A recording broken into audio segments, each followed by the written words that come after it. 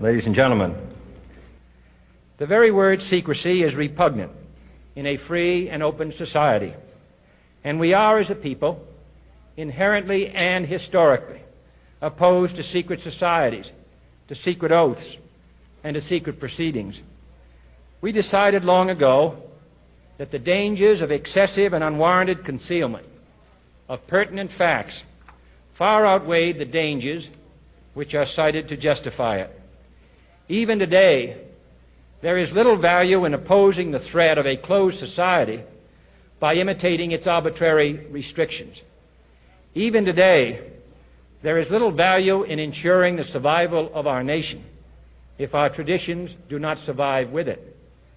And there is very grave danger that an announced need for increased security will be seized upon by those anxious to expand its meaning to the very limits of official censorship and concealment. That I do not intend to permit to the extent that it's in my control. And no official of my administration, whether his rank is high or low, civilian or military, should interpret my words here tonight as an excuse to censor the news, to stifle dissent, to cover up our mistakes, or to withhold from the press and the public the facts they deserve to know.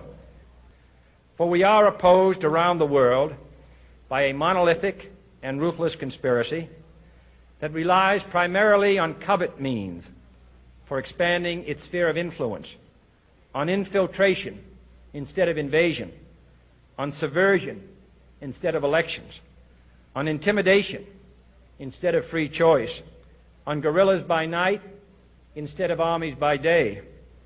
It is a system which has conscripted vast human and material resources into the building of a tightly knit, highly efficient machine that combines military, diplomatic, intelligence, economic, scientific, and political operations. Its preparations are concealed, not published. Its mistakes are buried, not headlined. Its dissenters are silenced, not praised. No expenditure is questioned, no rumor is printed, no secret is revealed. No president should fear public scrutiny of his program, for from that scrutiny comes understanding, and from that understanding comes support or opposition, and both are necessary. I am not asking your newspapers to support an administration, but I am asking your help in the tremendous task of informing and alerting the American people. For I have complete confidence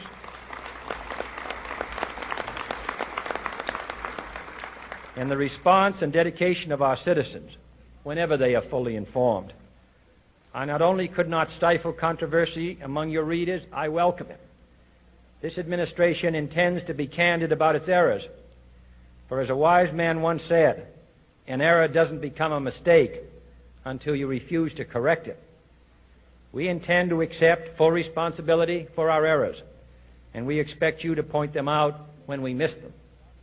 Without debate, without criticism, no administration and no country can succeed, and no republic can survive. That is why the Athenian lawmaker Solon decreed it a crime for any citizen to shrink from controversy.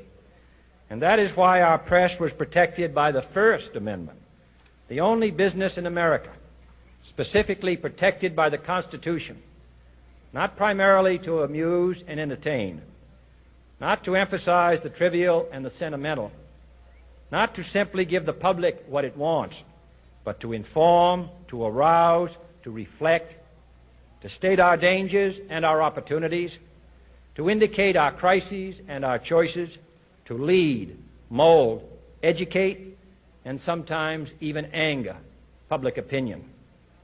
This means greater coverage and analysis of international news, for it is no longer far away and foreign, but close at hand and local.